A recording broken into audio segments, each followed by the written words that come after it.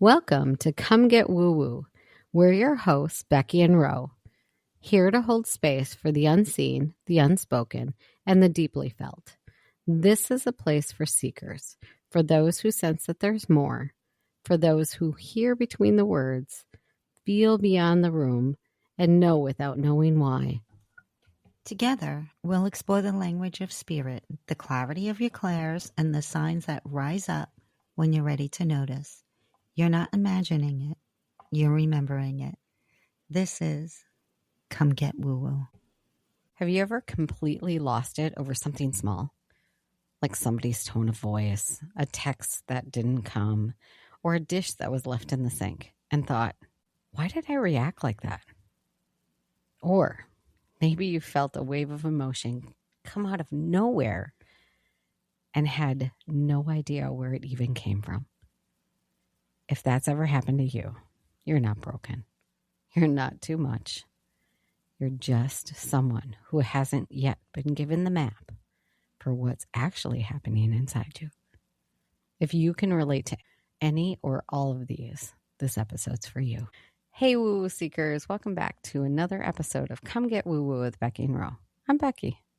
And I'm Roe. In today's episode, we explore the emotional realm, not as a mood or reaction, but as a living, moving system within you.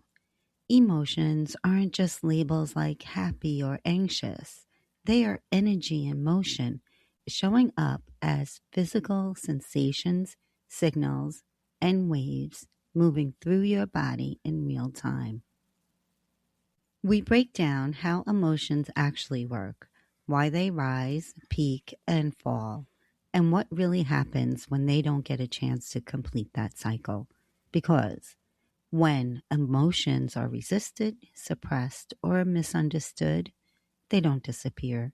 They loop, store, and eventually show up in ways that feel bigger than the moment. You'll also learn the powerful shift from reacting to observing and why that one change can completely transform your relationship with your emotions. Instead of feeling overwhelmed or controlled by what you feel, you begin to understand it, allowing energy to move through you rather than getting stuck within you. This episode is your invitation to stop fighting your internal weather and start working with it, because the emotional realm isn't something to survive. It's something to learn how to move through. Before we go any deeper into this conversation, we want to invite you to help us expand the Woo Woo Seekers Grid. If this episode has you pausing, noticing, or feeling something a little differently, take a second and hit that follow button or leave a review. It might seem small, but it's actually a choice. Just like everything we've been talking about, it's a way of taking something you felt here and grounding it into action. It helps the algorithm recognize that this kind of presence, this kind of conversation is worth sharing, so it can reach other seekers who are ready to step into their own human experience. The perspectives shared in this episode are explored through a spiritual and seeker-based lens. Our intention is to inspire curiosity, reflection, and conversation as we journey through the concepts to better understand our own energy. This content is shared for entertainment and personal exploration purposes, and it is not intended to replace professional, psychological, medical, or mental health guidance. So, Becky, what is the emotional realm? Well, the emotional realm is often misunderstood as a mood or a reaction. In reality, it is a biological and energetic ecosystem that functions like the weather inside your skin. It is the bridge between your thoughts and your physical sensations. When we call it the emotional realm, we describe it as a literal flow of chemical and electrical signals. You don't think a feeling, you feel it. Anger might manifest as heat in your chest, anxiety, a tightening in your solar plexus. joy, a lightness in your limbs. Biologically, an emotional chemical flush lasts about 90 seconds. If the feeling persists longer, it's because the mind is re-triggering the emotional realm through repetitive loops. When we look at the raw science of the emotional realm, it turns out our bodies are incredibly efficient at processing information. Neuroscientist Dr. Jill Bolt Taylor discovered that when a trigger happens, a predictable biological cascade occurs, a stimulus spark, a chemical reaction in the brain. Those chemicals surge through your bloodstream. They create a physical sensation in your body. Then they completely clear out. And the total time for that entire loop to run is exactly 90 seconds. That's it. From the moment you get cut off in traffic to the moment that specific spike of adrenaline naturally dissolves is a minute and a half. So why do we stay angry for 3 days? Why does the passive aggressive text from a coworker ruin our entire weekend? Because the human mind is a master hijacker. The moment the physical wave peaks, our analytical brain steps in and builds a story around it. It starts spinning loops. How dare they say that to me? They always do this. They don't respect my time. What if this means I'm going to get fired? Every single time you repeat that story in your head, you press a restart button on your nervous system. You dump a fresh batch of stress hormones right into your bloodstream, triggering a brand new 90-second cycle. You aren't experiencing one long continuous emotion. You are manually re-triggering the same emotional explosion over and over again. By looping the thought, we take a natural, fleeting biological wave and stretch it into hours, days, and even years of unnecessary suffering. Welcome to my world. You know, I never knew that about the 90 seconds. I didn't know that about the 90 seconds either. It's very exact. 90 seconds, that one emotion hits. I don't even know what to say about that because I'm thinking 90 seconds seems so... I don't think I've ever dealt with something for only 90 seconds. I must be literally tapping that button over and over and over and over and over again. Because I spent years being mad about certain things. When I was researching this, it really just goes into what we've talked about before, where we are continually doing these things to us if we're upset about something and we don't just let it go. I mean, it sounds so simple, but it's so complicated. Right. I don't know if I've spent years being mad about something, but I might replay things in my head. Oh, maybe I should have said that, that type of thing. But yeah, it's very intriguing. You're right. Probably I didn't spend continuous years on it, but every time it was triggered, I spent hours on it. Mm-hmm. Or days. Yeah. Yes.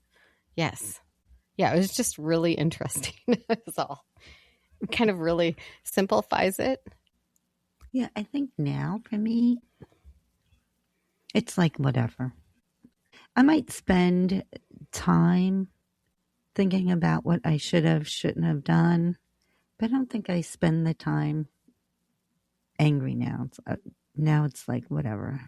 Do you think you've experienced that more so going down this path, the journey of spirituality, where you've just become more accepting? No, I think it's just life. So it's kind of like the older we get, the more we don't care. Yeah.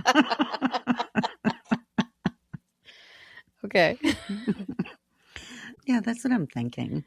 The Okay. older we get, the more it's like you are who you are and they're who they are. I just feel like it goes away sooner.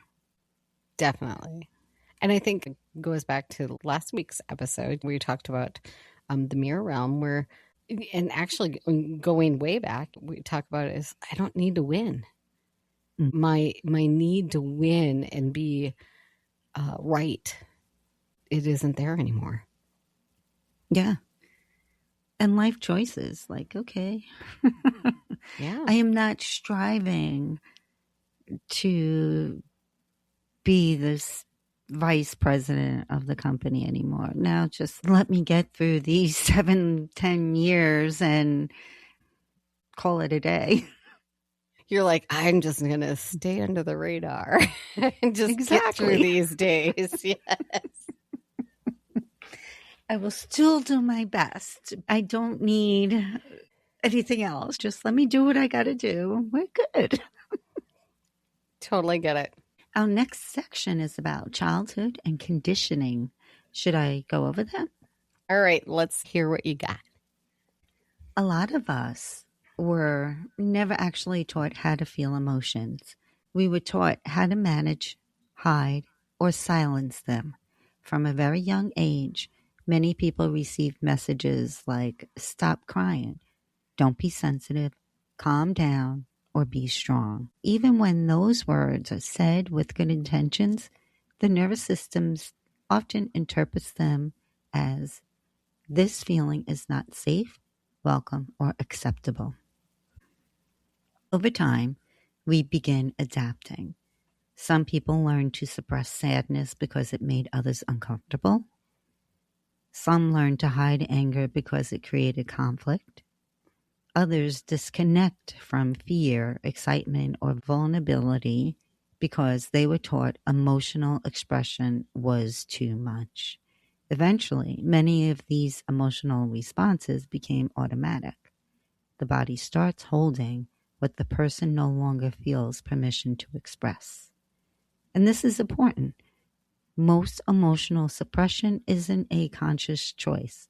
It's protection, it's adaptation, it's the nervous system learning how to survive environments where emotional expression may have not felt safe, supported, or understood.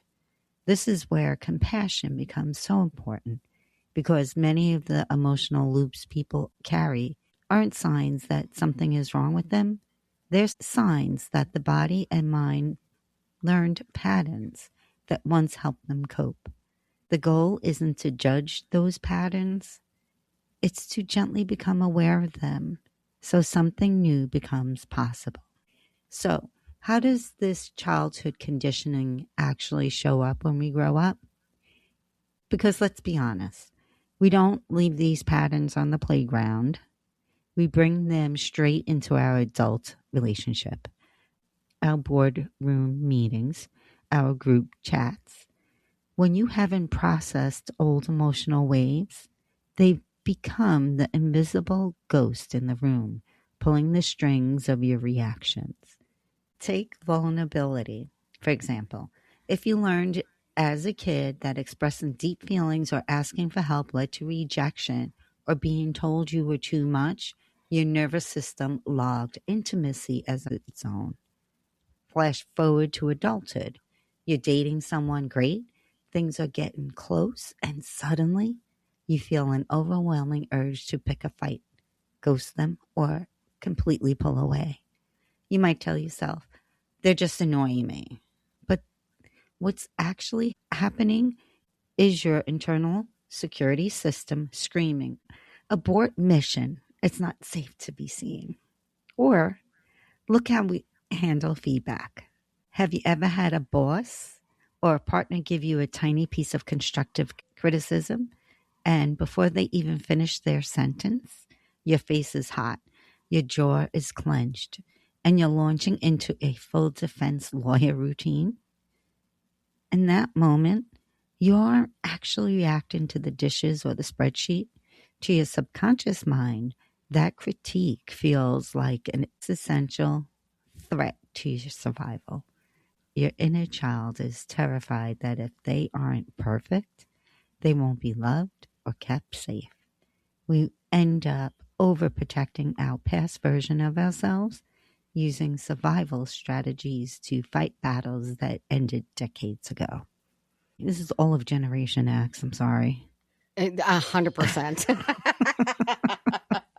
Because when you started, the thing that came to mind, and I know it's a reel that I've sent my sister over and over again, and it's like, you can't hurt my feelings. I held the flashlight for my dad, or something along those lines. Stop crying, or I'll give you something to cry about, is one that immediately comes to mind. Yes. Quit being a baby. That you read earlier. And I know I've said it to my kid. I continued the loop. And I look back now and I'm like, oh crap. You know? Yeah. But I was reading or maybe it was a reel, I don't know. But out of all the parents, Generation X is probably the best of them all. Well, I agree with that. So in my family, we always do you get what you get and you don't have a fit. Oh, you've said that before. Yes. Definitely very interesting. That's for certain. Yeah, I agree. Do you want to go over your internal GPS? I would love to. Your body gives you signals before you name the emotion. The emotional realm isn't just a byproduct of life. It's a sophisticated feedback system. Resentment often signals that a boundary has been crossed. Inspiration signals that you are aligned with what matters to you. Fear signals a perceived threat, whether real or imagined. Your face warms before you think about embarrassment. To master the emotional realm, one must understand that emotions are energy in motion, temporary waves designed to rise, peak, and resolve naturally within the body. This movement is felt as a literal physical sensation, such as the buzzing of joy, the tightness of boundaries being crossed, or the sinking weight of sadness. By linking the emotional experience directly to the body, we also begin to access something deeper. The realization that not every sensation you feel actually originated inside of you. But we'll come back to that. On the other hand, when the energy is yours and it is allowed to flow uninterrupted, the emotion completes its cycle and releases. As the saying goes, an emotion fully felt doesn't stay. However, when we resist, suppress, or over-identify with these sensations, treating a past event as a permanent identity, we stall this natural rhythm. The interruption creates emotional loops where unprocessed energy becomes stored and attaches itself to new, unrelated situations. Unfinished business in the emotional realm becomes the architecture of the shadow realm. When the wave isn't allowed to fall, it doesn't vanish. It goes to a cold storage in your body. The stored energy becomes a sensitive trigger point. The next time a similar situation happens, you aren't just reacting to the present, you're reacting to the sum total of every wave you've ever suppressed. This is why we sometimes have volcanic reactions to small things. It's years of stored emotion finally trying to move all at once. Emotion is a sophisticated form of internal communication, not random noise. It is the body's way of getting your attention to signal that something matters, something feels unsafe, or something is unresolved. This is considered the signal. When we often feel too much in response to small triggers or find ourselves repeating the same arguments, it is rarely an overreaction to the present, but rather an old wave that was never allowed to crash. This is considered the loop. By viewing the sensation as vital messengers rather than permanent states, you can finally let the stored energy finish its course, recognizing that you aren't overreacting, but are instead dealing with something that hasn't finished moving. Allows you to shift from cycle of repetition to a state of flow. I think I said this in every single episode that we've done on the realms, is I learn something new every time, and this makes so much sense. It's a simple explanation of why I keep repeating some of the same things and why I get so upset over the little things. What are your thoughts? What I really liked about this section was an emotion fully felt doesn't stay. Agreed. That says a lot. That means that you never really actually felt it. Even though you're going through this loop, you didn't stay and feel it. And then we just talked about how literally it's set up to only stay for 90 seconds. Anything more than that is residue. Mm-hmm. I'm still unpacking this section. One of the things that I always am constantly remembering, and it's the dumbest thing, but my most vivid embarrassment was an honest mistake. I'm replaying that in my head right now. And I'm like, oh, why am I not forgiving myself for that? Because it was literally, I was at a football game in high school and thought it was really cool because I saw somebody that I knew that was an adult, right? So I went up and tapped him on the shoulder and I was going to say hi, right? And then it wasn't the person I thought it was. I was so embarrassed. And I don't know why that triggered something in me. But for some reason, anytime that I think of incidents that I'm embarrassed, this one comes up every single time. And he probably doesn't even remember the moment. No, not at all. I am sure it was a blip. They didn't even pay attention to it probably 35 years ago. And it's still vivid in my mind. Wow. Yeah. So talk about a loop. Mm. Yep. And I'm sure he's not talking about it. No. No. You know, grandson, you know what happened to me while I was at a high school football game watching your dad. But again, it was something that was impactful for me, and I keep revisiting it, even though it's nothing to anybody else. And I actually had a conversation. We were talking about, as women, getting into a swimsuit is not an easy task to do without feeling so critical. Mm-hmm. Mm-hmm. Yeah. I mean, I think everybody dreads bathing suit season, right? Mm-hmm. Here's the thing. I never, ever pay attention to anything that anybody else is wearing. I am so worried about what I'm wearing and how I'm being judged that I'm too busy worrying about that I never pay attention to anybody else. And the same thing is happening to most people. Other women don't pay attention. Mm-hmm. And if you do, that's your insecurity. Like if you're going to lash out, we talked about that in the mirror realm. It's because you're reflecting back on your own stuff. Right. So I'm going to go over the difference between emotions and feelings. Oh, I think that would be really helpful. Yeah, I think so too. One of the things that's important to understand is that emotions and feelings are connected, but they're not exactly the same thing. In both science and many spiritual traditions, emotions are considered the body's automatic response, while feelings are the conscious experience we create from those responses. An emotion happens first. It's fast, instinctive, and physical. Your nervous system reacts before your mind fully catches up.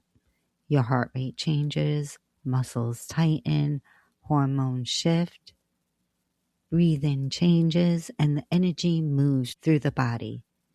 Fear, anger, joy, sadness, these begin as physiological responses. Feelings are what happens when the mind interprets those emotional signals. They're the personal, conscious experience of the emotion. For example, two people may both experience the emotion of fear in the body, but one person interprets it as danger, while another person interprets it as excitement or anticipation. Here's what this means for you. You are not at the mercy of every feeling that moves through your body. The emotions may arrive without permission, but the story you attach it, the meaning you give it, and the way you choose to move through it, that's yours. That's always been yours. And that's exactly what we're going to work with today. Which also leads us to why we want to escape this realm. Because the emotional realm is so immediate and intense, most of us have spent a lifetime mastering what we call our exit strategies. These are the subconscious escape hatches we jump through the second an uncomfortable emotion wave starts to crest. First, there is the intellectualizing. This is when you treat your feelings like a math problem to be solved rather than experience to be felt. Instead of sitting with the raw, hollow ache of grief, you read 3 self-help books, analyze your childhood attachment style, and explain to your friends why you feel this way. You're talking about the feeling to avoid the actual physical sensation of it. Then there's the numbing. This is a classic modern getaway. It's when a heavy wave of loneliness or boredom hits, and instead of letting it move, you automatically pick up your phone and you scroll social media for 2 hours, or pour a glass of wine, bury yourself in mindless busy work. You are quite literally dampening the energetic volume of your body. Next is projecting, which is essentially a game of hot potato with your energy. If you're carrying a massive amount of unexpressed stress from your job, but it's too overwhelming to face, you might come home and completely snap at your partner because they left a cup on the counter. You're aggressively moving the energy out onto somebody else rather than processing it through yourself. And then finally, there's the spiritual bypassing, or what we call performing the high vibe. This is the trickiest one because it wears a spiritual mask. It's when you feel deep anger, disappointment, or sadness, but you immediately slap a generic phrase like, everything happens for a reason, or I just need to stay positive and manifest on top of it. It's using gratitude and meditation as a bypass around the mud instead of the vehicle through it. But the body knows the truth, and the bypassed emotion is just stored emotion. And the wave is still waiting in cold storage to finish the cycle. The tricky part is that none of those things are bad on their own. Gratitude is real. Meditation is powerful. Reframing has its place. But when they're used to exit the emotional realm instead of navigate it, they become another form of suppression, just a shinier one. And here's what all 4 of those strategies have in common. They keep us in reaction mode rather than moving us into observation. When we pivot from reacting to observing, this determines whether an emotion becomes a permanent residence or a passing visitor. Reacting is an immediate, often unconscious survival mechanism fueled by past traumas and the need for protection. While it feels like doing something, it actually locks the emotional energy in place, by reinforcing the story behind it. In contrast, observing slows the moment down, creates the necessary psychological space for the energy to complete its cycle. By shifting into the role of witness, you decouple your identity from the sensation, allowing the emotion to move through your system instead of sticking to your psyche. As the core principle suggests, reaction locks emotion in place. Observation lets it pass through. I am so guilty of some of these. It's not even funny. I feel really called out right now. I think mine is, I tend to use the phrase, it is what it is. I kind of like everything happens for a reason. Yeah. I'm not saying you can't use those. And I mean, that's not what we're saying at all. But when you maybe take a deeper look at why you're saying that, as opposed to, are we trying to avoid it? So it was just really very interesting. But I know that you have a very interesting segment that you're going to do about emotional control. Do you want to go over that? Yes, emotional control and emotional regulation. Oh, let's hear it. So, to complete the framework, it is essential to distinguish between emotional control and emotional regulation. While they might sound similar, they represent opposite ways of interacting with the emotional realm. Control is an attempt to dominate or suppress the emotional wave before it can peak. It is driven by judgment, the belief that a feeling is bad, wrong, or inconvenient. When you control an emotion, you're pushing it down, attempting to force the sensation into a corner. You're avoiding it, using it as a distraction to pretend the sensation isn't happening, or you judge it by labeling the feeling as a sign of weakness or a problem to be solved. Because control resists the natural motion of the energy, it effectively locks the emotion in place, turning a temporary wave into a long-term stored loop. Regulation is the art of navigating that wave without being swept away by it. It isn't about stopping the feeling. It is about providing a safe container for the energy to move through. When you regulate an emotion, you feel it safely, acknowledging the physical sensation, the tight chest or the buzzing energy without panic. You allow it to move, giving the energy the 90 seconds it needs to rise, peak, and fall. And you return to center, coming back to the state of balance once the energy has finished its cycle. The core distinction: control resists the emotion, which keeps it stuck.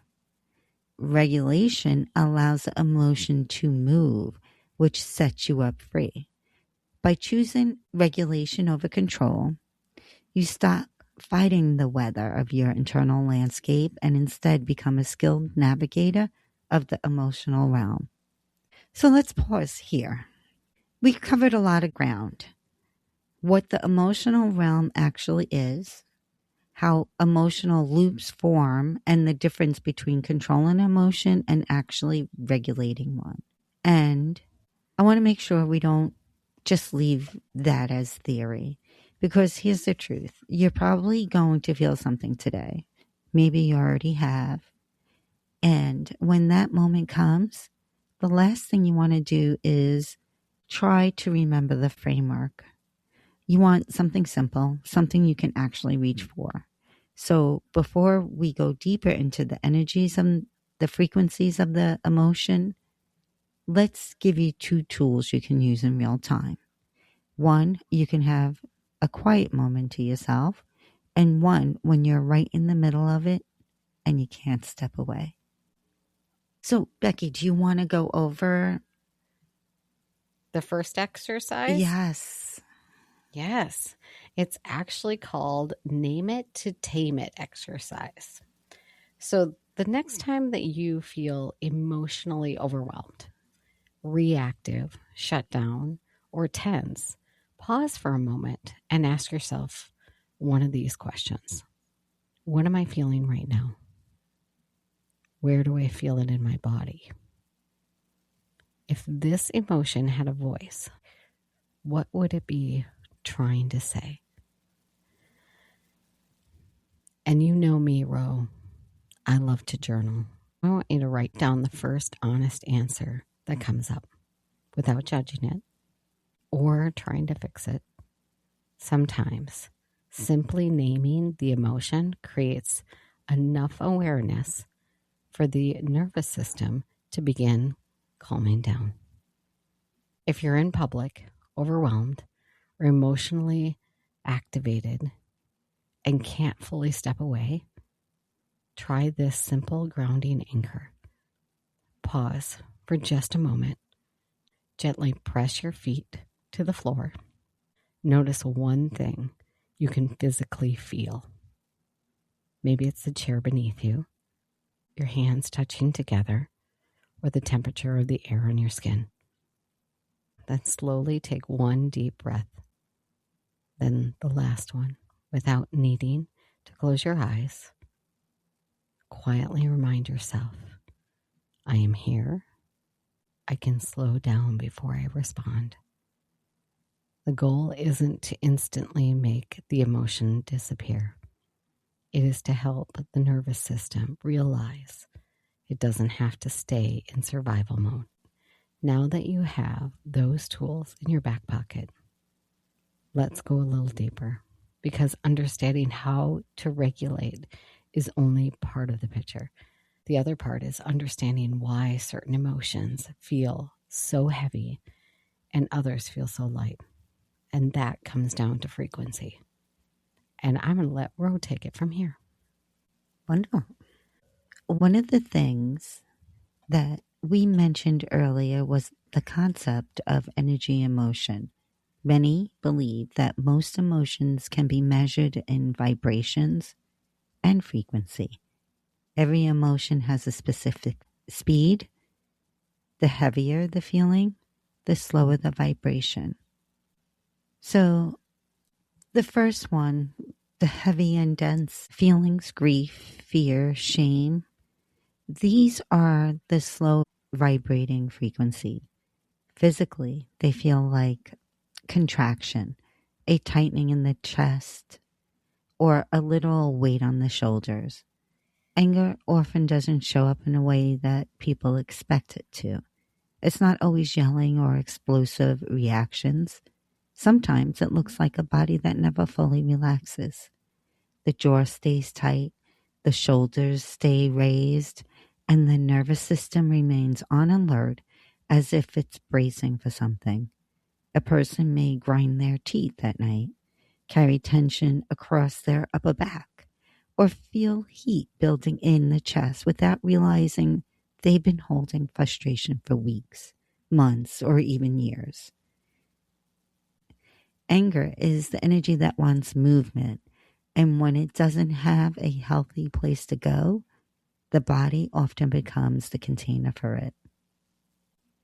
And then we have the transitional feelings such as acceptance and curiosity.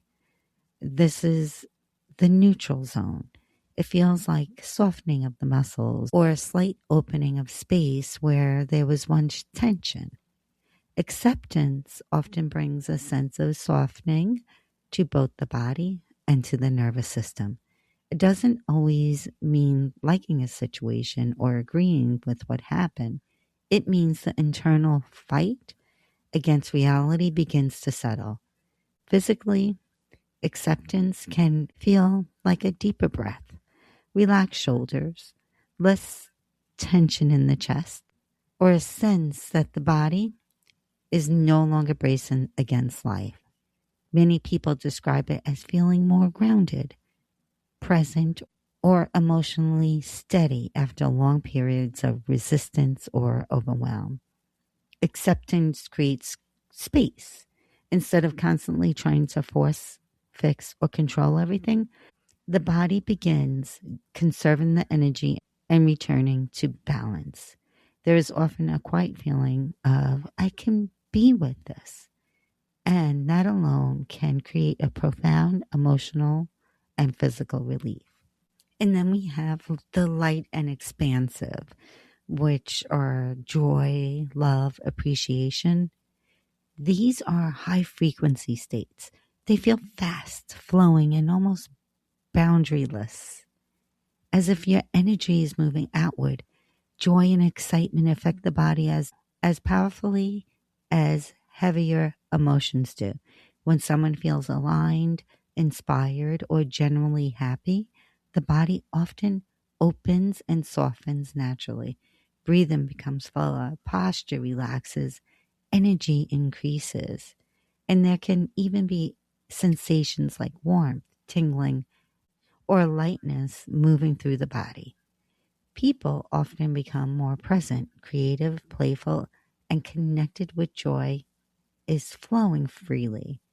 It's important to remember that the body recognizes expansion too, not just stress or pain. Sometimes joy feels like finally exhaling after holding tension far too long. So I have an interesting story, and I didn't even think about it until you started reading. I used to have a night guard because I clamped my jaw together so hard that I would get constant headaches. And it was from the tension. It was from the anxiety. It was from the stress, from the dentist, the big thick ones. Mm-hmm. I bit through them. Took me 3 months, but I bit through it. Wow. That's how bad it was. Since I started on this journey, I hardly have headaches anymore. So I totally related to how your body holds your tension. And like I said, didn't even think about it until you started talking. Yeah, when I get angry, I hold my jaws together. Clench the jaw. Is that so you don't say something? I know. I do that sometimes where I'm like, oh, keep your mouth shut, Becky. Keep your mouth shut. My hands go into fist and everything tightens up. Yeah. Jenna gets anxiety really bad. And she actually has like a thumb ring that is actually like a fidget spinner. Mm-hmm. That's what she uses. When she has anxiety, she just starts playing with her ring. So navigating that manifest gap, you have to understand this scale reveals why positive thinking often fails when we are in the depths of density trap. At the bottom of that scale, in frequency of shame and guilt, the energy is essentially emotional sludge. Because this energy is so slow and contracted, you are locked in survival mode. In this state, it's nearly impossible to manifest new realities because your energy is entirely consumed by the effort of just standing still. The hardest leap you will ever make isn't going from sad to happy. It's moving from shame to neutrality. This is the bridge. It's the pivotal moment where you stop judging the sludge and simply allow it to exist. The acceleration is once you cross into acceptance, the internal friction disappears. By accepting the current weather of your emotional realm, the clouds finally clear.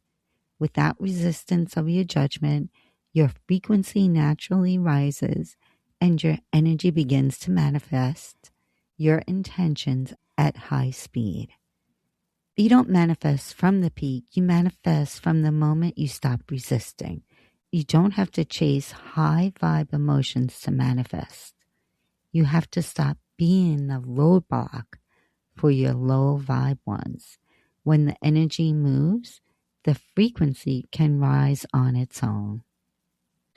We'll be doing an internal scan exercise, but before we do, there's a piece of this that I don't want to rush past, especially for those of you who have always felt like you feel everything all the time, even without knowing why. That's clairsentience. It's the ability to sense and feel energy. And a lot of people in this community have it without ever having called it that. You feel the mood of the room before you understand it. You absorb the stress of people around you and mistake it for your own.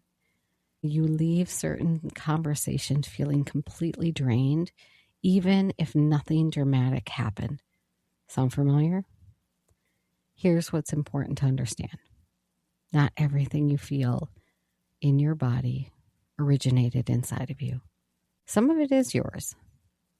Some of it you've picked up, whether it be environmental, collective, or coming from the people closest to you. And when you can't tell the difference, the emotional realm becomes a lot noisier than it needs to be. The question, is it mine? Simple, but generally one of the most clarifying questions you can ask yourself in the moment of emotional overwhelm. It creates just enough distance between you and the sensation to get honest about where it's actually coming from. Now, this is the point. If you're distracted in any way, shape, or form, driving, operating any heavy equipment, this is where you want to pause and come back to it. And if you aren't, and you're sitting relaxing, go ahead and keep listening. So we got step one. This is going to be the locate the sensation. So I want you to close your eyes. Bring your attention away from the story in your head. Scan your body from your throat down to your hips. The goal here is to find the physical density. Tell me where the energy is sitting. Is it in the knot of your stomach? The heat in your chest? A lump in your throat? Once you find this sensation, strip away the emotional label. Like anxiety, anger, sadness, replace it. Replace it with a physical description. So instead of saying, I'm anxious, say, I'm experiencing a buzzing vibration in my chest.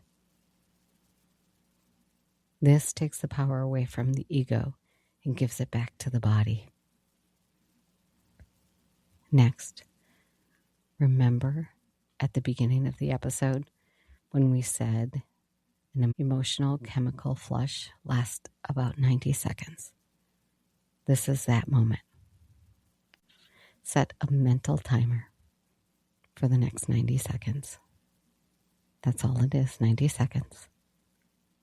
Your only job is to breathe into the sensation and let the wave do what it was always designed to do, to rise, peak, and fall. So inhale into the tightest part of that sensation.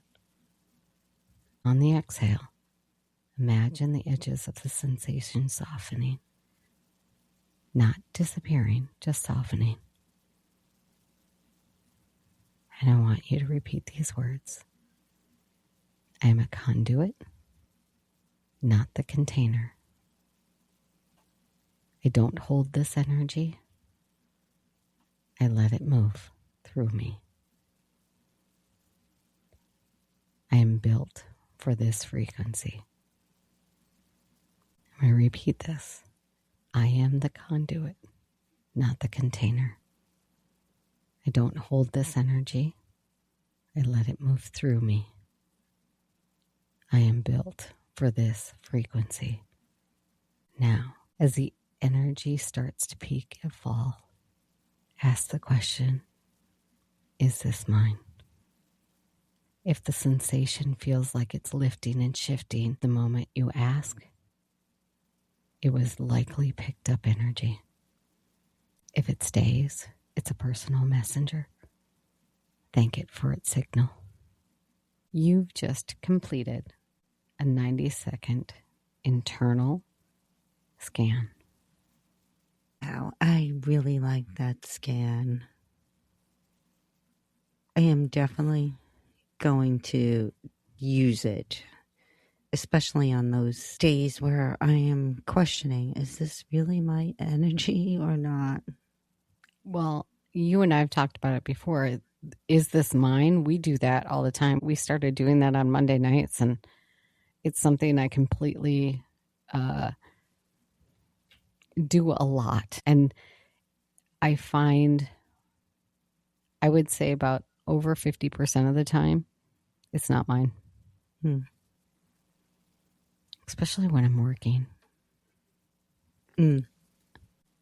Mastering the emotional realm isn't about becoming perfect or always happy.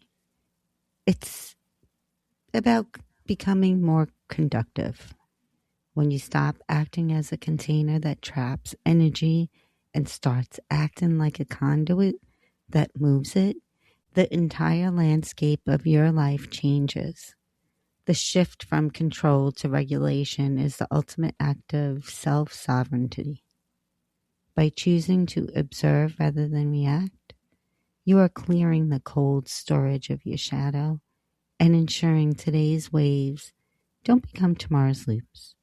You are moving from a state of density where manifestation feels like a struggle through sludge, the state of expansion where your frequency naturally rises because you've stopped being your own roadblock. Once the internal scan becomes your default setting, you stop fearing this energetic exchange loop. Then you start letting your emotions flow through you instead of getting stuck in the loop. You realize that anxiety is just a high voltage movement looking for a ground. Grief is just a deep frequency asking for space to move. And joy is the natural result of an open circuit. A lot of people think manifestation is only about thoughts, vision boards, or staying high vibe. But emotional loops play a huge role in what we allow ourselves to receive, hold, and believe is possible. When emotions stay unresolved, fear, shame, resentment, grief, or unworthiness, the nervous system often remains locked in survival patterns. And when the body is constantly bracing, protecting, suppressing, or reacting, it becomes difficult to fully align with the very things we're trying to call in. This is why emotional regulation matters so deeply. Regulation isn't about suppressing emotion or forcing positivity. It's about allowing the energy to move instead of getting trapped in loops, because emotions are meant to complete cycles. The longer we resist them, judge them, or try to outrun them, the more energy we spend holding them in place. You don't have to chase the light. You don't have to stop holding onto the dark. When you allow the energy to complete its cycle, you begin returning to your natural state, neutral, clear, grounded, and powerfully aligned. Not because you forced yourself to vibrate higher, but because your system is no longer carrying emotional weight it was never meant to store forever. That's where manifestation begins to shift. Clarity returns, intuition sharpens, the body softens. You stop reacting from old survival patterns and start responding from presence. Instead of manifesting from fear, urgency, or lack, you begin creating from alignment. And this is a reminder I am the conduit, not the container. I don't hold this energy. I let it move through me.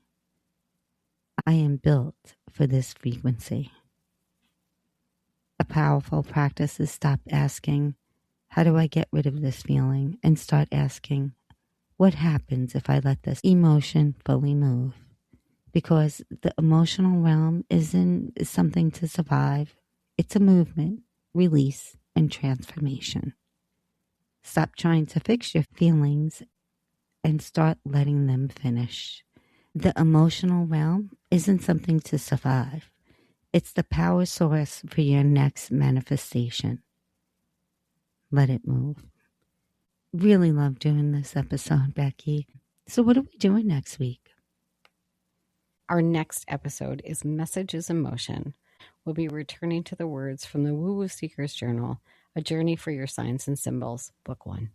We're going to be moving away from the internal landscape of the emotional realm and learning how to be the superconductor of your own energy. You now have the tools to ensure that your frequency stays out of the sludge and into the flow. When you are no longer blocked by old loops, you become a clear antenna for the messages meant specifically for you. And that is exactly where we're going next. We'll be exploring how signs and symbols begin to speak once you understand the structure behind them. See how spirit gets your attention when you're not looking for it, and how meaning shows up in ordinary moments. And here are the words for next week from your Woo Woo Seeker's Journal, A Journey for Your Signs and Symbols, Book 1. Mirror and nest. See what rises. See what resonates. You can find the meditations for these words on our YouTube channel at Woo Woo Seekers. All the words can be found with direct links in our newsletters that can be found at comegetwoowoo.com, with new meditations released the first of every month. If you want to deepen your own journey, explore other meditation series, The Sacred Tree, Soul's Garden, and new Whispering Coast, also available on our YouTube channel at Woo Woo Seekers. Thanks, everyone. Thanks for getting woo-woo with us today.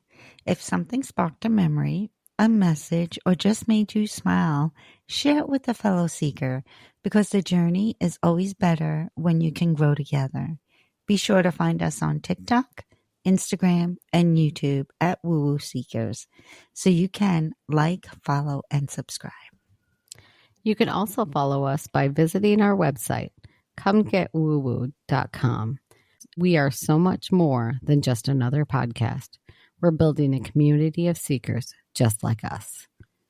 We love hearing from you.